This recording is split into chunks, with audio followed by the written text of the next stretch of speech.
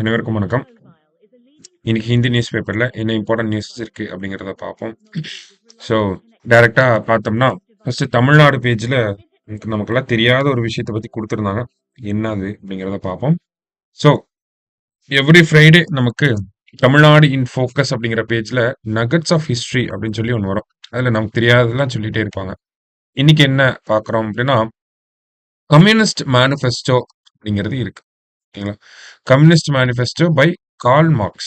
Curl Marx தான் இந்த communist manifesto அப்படின்றத எழுதியிருப்பார். கிட்டத்தட்ட ஒரு 30 பேஜஸ் தான் இருக்கும். சரிங்களா? கம்யூனிசம் பத்தின ஒரு டாக்குமெண்ட், ஏர்லியஸ்ட் டாக்குமெண்ட் இந்த கம்யூனிஸ்ட் மேனிஃபெஸ்டோ. நிறைய பேருக்கு தெரிஞ்சிருக்கு இந்த கம்யூனிஸ்ட் மேனிஃபெஸ்டோ. சோசியலிசம் ஃபாலோ பண்ணக்கூடிய யங்ஸ்டர்ஸ்க்குலாம் கண்டிப்பா இந்த கம்யூனிஸ்ட் மேனிஃபெஸ்டோனா என்னன்னு தெரிஞ்சிருக்கும். சரிங்களா? ஸோ இந்த கம்யூனிஸ்ட் மேனிஃபெஸ்டோவை தமிழ்ல டிரான்ஸ்லேட் பண்ணது யாரு அப்படின்னு பார்த்தோம்னா நம்ம பெரியார் அவர்கள். சரிங்களா? எப்ப பண்ணிருக்காரு அப்படின்னு பார்த்தோம்னா 1929. சரியா? ஃபுல்லா கம்ப்ளீட் பண்ணல. இந்த டிரான்ஸ்லேஷன் அப்படிங்கிறது இன்கம்ப்ளீட்டான ஒரு விஷயம். ஆனா இந்த கம்யூனிஸ்ட் மேனிஃபெஸ்டோவை இந்தியன் லாங்குவேஜஸ்ல டிரான்ஸ்லேட் பண்ண ஒன் ஆஃப் த ஏர்லியஸ்ட் பர்சன்ஸ்ல பெரியார் அவர்களும் ஒருத்தர். சரிங்களா? இப்ப இது ஒரு முக்கியமான விஷயம் நமக்கு தெரியாது. மேபி சில பேருக்கு தெரிஞ்சிருக்கலாம். நம்மள நிறைய பேருக்கு தெரியாது. அதனால கொஞ்சம் நோட் பண்ணி வச்சுக்கோங்க. சரியா? அடுத்ததா பார்த்தோம்னா நெக்ஸ்ட் இங்க பாத்தீங்கன்னா நமக்கு ட்ரெயின் ஆக்சிடென்ட் வந்து கொடுத்துருப்பாங்க. ஓகேங்களா? ஸோ இந்த ட்ரெயின் ஆக்சிடென்ட்டை பொறுத்த வரைக்கும் பார்த்தோம்னா இந்தியாவில் ஒன் ஆஃப் த இண்டிபெண்டன்ஸ்க்கு அப்புறமா ஏர்லியஸ்டா நடந்திருக்கும். 1956 அரியலூர்ல தூத்துக்குடி எக்ஸ்பிரஸ் வந்து அரியலூர்ல டீரெயில் ஆயிருக்கும். கிட்டத்தட்ட ஒரு 150க்கும் மேற்பட்டவங்க இறந்து போயிருப்பாங்க. ஸோ இந்த ரயில் ஆக்சிடென்ட் நடந்ததுக்கு அப்புறமா அப்போ ரயில்வே மினிஸ்டரா இருந்தது யார் அப்படின்னு பார்த்தோம்னா லால் பகதூர் சாஸ்திரி. ரொம்ப ரொம்ப ஹானஸ்டான ஒரு பர்சன், ரொம்ப இன்டெகிரிட்டியோட இருக்கக்கூடிய ஒரு பர்சன். ஓகேங்களா? ஸோ இவர் என்ன பண்ணிருப்பாரு அப்படின்னு பார்த்தோம்னா அந்த ரயில் விபத்துக்கு தார்மீக பொறுப்பேற்று பல பேர் வந்து அவரை வந்து வற்புறுத்தி இருப்பாங்க. நீங்க ரிசைன் பண்ண வேண்டாம் அப்படின்னு சொல்லி. ஆனா தார்மீக பொறுப்பேற்று அவரு நான் தான் இந்த துறையோட அமைச்சரா இருக்கேன். நான் பொறுப்பேற்று என்னோட பதவியை ராஜினாமா பண்றேன் அப்படின்னு சொல்லி இந்த ஆக்சிடென்ட் நடந்தோடனே ரிசைன் பண்ணியிருப்பாரு திரு லால் பகதூர் சாஸ்திரி அவர்கள். ஓகேங்களா? அப்ப இதெல்லாம் நம்ம குரூப் ஒன் மெயின்ஸ்ல ஹானஸ்டி, இன்டெகிரிட்டி அதுக்கெல்லாம் ரியல் லைஃப் எக்ஸாம்பிள்ஸ் அப்படின்னு சொல்லி கோட் பண்ணி காட்டலாம். சரிங்களா? ஸோ அந்த ஒரு எக்ஸாம்பிள் இந்த மாதிரியான எக்ஸாம்பிள்ஸ் தான் நம்ம எத்திக்ஸ் பேப்பர்ல எல்லாம் கொடுக்க முடியும். ஸோ அதெல்லாம் நோட் பண்ணிக்கோங்க. சரியா? குரூப் ஒன் மெயின்ஸ் கேண்டிடேட்ஸ் யாராவது இருந்தீங்கன்னா நோட் பண்ணிக்கோங்க. சரியா? நெக்ஸ்ட் பார்த்தோம்னா நமக்கு ஹரப்பன் சிவிலைசேஷன் பத்தி ஒரு பெரிய ஆர்டிகல் கொடுத்துருக்காங்க.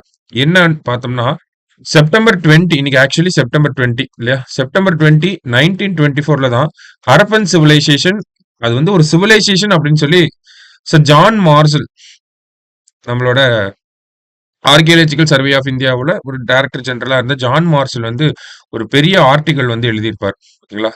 ஸோ அந்த ஆர்டிகலை பேஸ் பண்ணி தான் இங்க கொடுத்துருக்காங்க. ஸோ நமக்கு மீதி உள்ள இருக்கிறது எல்லாமே நம்ம படிச்ச விஷயங்கள் தான். ஓகேங்களா? நமக்கு A3 புக்ல இருக்கக்கூடிய கண்டென்ட்ஸ் தான் முக்காவாசி அங்க இருக்கு. பெருசா வேற ஒன்றும் இல்லை. இருந்தாலும் செப்டம்பர் 20 1924 வேர்ல்டுக்கே தெரிய வருது இப்படி ஒரு சிவிலைசேஷன் இருந்துச்சு அப்படிங்கிறது. ஸோ அது நடந்து ஒரு 100 இயர்ஸ் ஆயிருக்கு எக்ஸாக்டா. ஸோ அதனால ஒரு பெரிய ஆர்டிகல் கொடுத்துருக்காங்க. ஸோ இதெல்லாம் நமக்கு ப்ரிலிம்ஸ் பாயிண்ட் ஆஃப் வியூல முக்கியமா இருக்கும். ஸோ அந்த பாயிண்ட் ஆஃப் வியூல கொஞ்சம் நோட் பண்ணி வச்சுக்கோங்க. சரியா? பெருசானா உள்ள நமக்கு எல்லாமே படிச்ச கண்டென்ட்ஸ் தான் உள்ள இருக்கு. சரிங்களா? ஒரு சிவிலைசேஷன் எப்படி இருந்துச்சு? அந்த சிவிலைசேஷனோட எக்ஸ்டென்ட் நார்த் சவுத் பார்டர் என்ன? என்ன மாதிரியான உலோகங்களை வந்து பயன்படுத்தியிருந்தாங்க? என்ன மாதிரியான பொருட்கள்லாம் அவங்க செஞ்சிருந்தாங்க? அவங்களோட அந்த நகர்ப்புற அமைப்பு அப்படிங்கிறது எப்படி இருந்துச்சு? இந்தியன் சிட்டிஸ்ல என்னென்ன ஹரப்பன் சைட்ஸ் இருக்கு? பாகிஸ்தான்ல என்னென்ன ஹரப்பன் சைட்ஸ் இருக்கு? பெரிய பெரிய அந்த ஆர்கியாலஜிக்கல் ஆர்கியாலஜிஸ்ட்லாம் என்ன சொல்லியிருக்காங்க இதை பத்தி?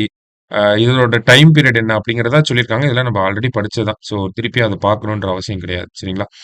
அடுத்ததா இங்க வந்தோம் அப்படின்னா committee continues to work on MSP proposals says union agriculture minister அப்படி சொல்லி கொடுத்துருக்காங்க. ஓகேவா?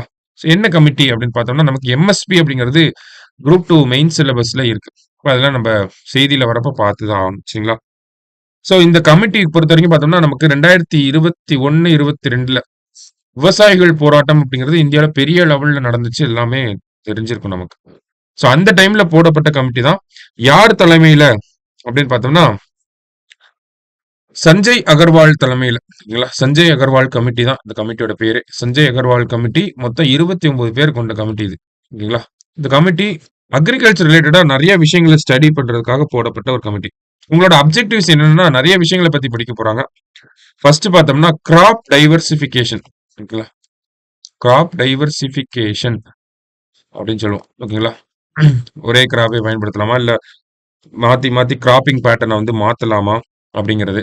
அதுக்கப்புறமா இந்தியால கிராப்பிங் பேட்டர்ன் எப்படி இருக்குங்கிறத ஸ்டடி பண்றாங்க. ஓகேங்களா? கிராப்பிங் பயிரிடும் நடைமுறை அப்படிங்கிறது எப்படி இருக்குன்றத ஸ்டடி பண்றாங்க. மத்தபடி பார்த்தோம்னா, நேச்சுரல் ஃபார்மிங், ஆர்கானிக் ஃபார்மிங் இத பத்தி ஸ்டடி பண்றாங்க. இந்தியால எப்படி இத இம்ப்ளிமெண்ட் பண்ண போறோம், ப்ரமோட் பண்ண போறோம் அப்படிங்கிறது. கடைசியா ரொம்ப முக்கியமான விஷயம், இந்த கமிட்டி பத்தி ரொம்ப முக்கியமான விஷயம் என்ன அப்படின்னு பார்த்தோம்னா, எம்எஸ்பி அப்படிங்கிற மினிமம் சப்போர்ட் பிரைஸ லீகலைஸ் பண்ணலாமா? வேண்டாமா? அப்படிங்கிறத பத்தி ரெக்கமெண்டேஷன்ஸ் இவங்க தான் குடுக்க போறாங்க. சரிங்களா? Already MS. சுவாமிநாதன் அவர்கள் கமிட்டி வந்து ரெக்கமெண்ட் பண்ணியிருக்காங்க. 2004ல அந்த கமிட்டி போட்டிருப்பாங்க. எம்.எஸ். சுவாமிநாதன் கமிட்டி. அது தனியாவே நமக்கு சிலபஸ்ல குடுத்திருக்காங்க. M S. Swaminathan committee recommendations on MSP அப்படின்னு சொல்லி. ஓகேங்களா? இதெல்லாம் நம்ம தனியா ஒவ்வொரு டாபிக்கா நம்ம பார்ப்போம். ஓகேங்களா? மெயின்ஸ் பாயிண்ட் ஆஃப் வியூல கரண்ட் அஃபேர்ஸ் ரிலேட் ஆகி வர டாபிக்ஸ்லாம் நம்ம தனியாவே பார்ப்போம். ஸோ இங்க ஒரு ரெஃபரன்ஸ்க்காக சொல்றேன். ஓகேங்களா? எம்.எஸ். சுவாமிநாதன் கமிட்டியும் இந்த எம்எஸ்பி லீகலைஸ் பண்றத பத்தி எம்எஸ்பி வந்து எவ்வளோ இருக்கணும்? அதாவது ஆவரேஜ் புரொடக்ஷன் காஸ்ட்டோட ஒரு 50% அதிகமா இருக்கணும் அப்படிங்கிறதெல்லாம் சொல்லியிருப்பாரு. நம்ம முன்னாடியே நெறைய டைம் இத பத்திலாம் டிஸ்கஸ் பண்ணியிருக்கோம். சரிங்களா? ஸோ இந்த கமிட்டி வந்து எம்எஸ்பிய லீகலைஸ் பண்ணலாமா? வேண்டாமா? ஏன்னா இப்போ வரைக்கும் எம்எஸ்பி அப்படிங்கிறது குறைந்தபட்ச ஆதரவு விலை அப்படிங்கிறது அரசாங்கத்தோட ஒரு முடிவாக தான் இருக்கு. அத லீகலைஸ் பண்ணது கிடையாது இதுவரைக்கும். சரிங்களா?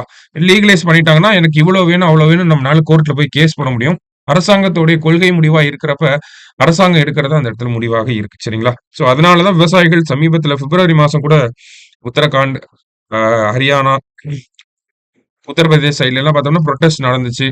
இல்லையா? ட்ரோன் வச்சுலாம் கண்ணீர் புகை கொண்டு போட்டிருந்தாங்க. ஏன் அப்படின்னு பார்த்தோம்னா, அந்த விவசாயிகள் இத தான் கேட்டிருந்தாங்க. எம்எஸ்பிய லீகலைஸ் பண்ணுங்க அப்படின்னு சொல்லி. சரியா? ஸோ இந்த கமிட்டியோட ரெக்கமெண்டேஷன்ஸ் வந்து எக்ஸ்பெக்ட் பண்றோம் அப்படிங்கிறது தான் இந்த ஆர்டிகல்ல சொல்லியிருக்காங்க. அடுத்ததா பார்த்தோம்னா, நம்ப ஹோம் மினிஸ்டர் இவரு தான் மினிஸ்டர் ஆஃப் கோஆப்பரேட்டிவ் சொசைட்டீஸ்க்கும் இவரு தான் மினிஸ்டர். சரிங்களா? அதாவது 2021 அந்த டைம்ல தான் வந்து நமக்கு மினிஸ்ட்ரி ஆஃப் கோஆப்பரேஷன் அப்படிங்கிறத ஃபர்ஸ்ட் உருவாக்குனாங்க.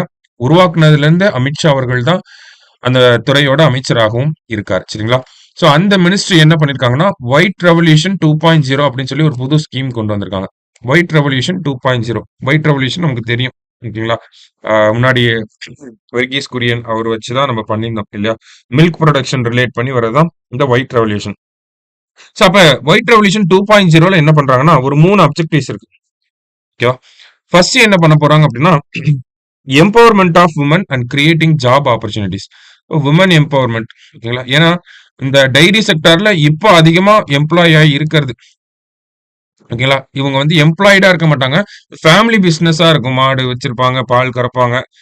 அத அந்த வீட்டு தலைவர் வந்து வீடு வீடுக்கு போய் பால் குடுத்துட்டு வருவாங்க. இந்த மாதிரி இருக்கும். ஆனா அந்த இதுலயும் விமன் வந்து பெரிய ரோல் ப்ளே பண்றாங்க. இப்ப விமன் எம்பவர்மென்ட்ட இந்த இடத்துல ப்ரமோட் பண்ணணும். ஓகேங்களா? அவங்களுக்கு ஏதாவது பினான்சியல் இன்சென்டிவ்ஸ்லாம் குடுக்கணும். அந்த மாதிரி. அடுத்தது ஜாப் ஆப்பர்ச்சுனிட்டீஸ இந்த டைரி செக்டார்ல உருவாக்கணும். ஓகேங்களா? ஜாப் ஆப்பர்ச்சுனிட்டீஸ. ஓகேங்களா? ஸோ ஜாப் ஆப்பர்ச்சுனிட்டீஸ எப்படி உருவாக்க போறாங்க அப்படின்னு பார்த்தோம்னா, நமக்கு இந்த ஒயிட் ரெவல்யூஷன் 2.0வோட இன்னொரு எய்ம் இந்த இடத்துல நம்ம பார்க்குறோம். ஓகேங்களா? மில்க் ப்ரொக்யூர்மென்ட் இருக்கு இல்லையா?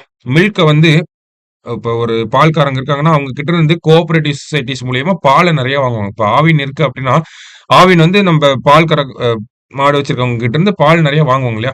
ஸோ அந்த மாதிரி மில்க்கோட ப்ரொக்யூர்மென்ட்ட வந்து அடுத்த 5 வருஷத்துல 50% இன்கிரீஸ் பண்ணணும். ஓகேங்களா? ஸோ ப்ரொக்யூர்மென்ட் அப்படிங்கிறத நெக்ஸ்ட் 5 இயர்ஸ்ல 50% வந்து இன்கிரீஸ் பண்ணணும். சரிங்களா? ஸோ இது 2 தான் மேஜரான aims. Okay. Aims are objectives. ஓகேவா? So women empowerment, job opportunities and procurement of milk by dairy cooperatives to increase by 50% in 5 years அப்படிங்கிறது தான் இதுல நமக்கு சொல்லியிருக்காங்க. ஓகேவா? இந்த ஆர்டிகல்ல நெறைய கண்டென்ட்ஸ் இருக்கு. நமக்கு தேவையானது எக்ஸாம் பாயிண்ட் ஆஃப் வியூல இதுதான். சரிங்களா? மத்தபடி இந்த புரோகிராம் எத ஃபோக்கஸ் பண்ணி இருக்க போகுதுன்னா, ஒரு 4 ஃபோக்கஸ் ஏரியாஸ் வந்து சொல்லியிருக்காங்க. இந்த ஸ்கீம் கீழ. ஓகேங்களா? ஃபர்ஸ்ட் ஒன் பார்த்தோம்னா, women empowerment. Empowering women farmers அப்படின்னு குடுத்திருப்பாங்க. அடுத்தது என்ஹான்சிங் லோக்கல் மில்க் புரொடக்ஷன். ஓகேங்களா? லோக்கலா அந்த மில்க் புரொடக்ஷன் அப்படிங்கிறத இன்கிரீஸ் பண்ணணும். அதான் என்ஹான்சிங் அப்படின்னு சொல்றாங்க. ஓகேங்களா? அடுத்தது இந்த பால்வளத்துறையோட இன்ஃப்ராஸ்ட்ரக்சர் அந்த உள்கட்டமைப்பு அப்படிங்கறத இன்க்ரீஸ் பண்ணணும். ஓகேங்களா? ஸோ ஸ்ட்ரென்தனிங் டைரி இன்ஃப்ராஸ்ட்ரக்சர் அப்படிங்கிறது ஒரு ஃபோக்கஸ் ஏரியா. கடைசியா பார்த்தோம்னா, இந்த பால் மற்றும் பால் சார்ந்த பொருட்களோட ஏற்றுமதியை அதிகப்படுத்தணும். ஓகேங்களா? அப்ப பூஸ்டிங் டைரி எக்ஸ்போர்ட்ஸ் அப்படிங்கிறது இன்னொரு focus area. So 4 focus areas வந்து நமக்கு குடுத்துருக்காங்க. சரியா? ஸோ இன்னைக்கு நியூஸ் பேப்பர்ல இருந்த 2 முக்கியமான விஷயங்கள்னா இது 2ம் தான். ஓகேவா? ஸோ எல்லாம் மெயின்ஸ் பாயிண்ட் ஆஃப் வியூல பார்த்து வச்சுக்கோங்க. யூஸ் ஆகும். சரியா? நம்ம நாளைக்கு நியூஸ் பேப்பர் ரீடிங்ல மீட் பண்ணலாம். Thank you.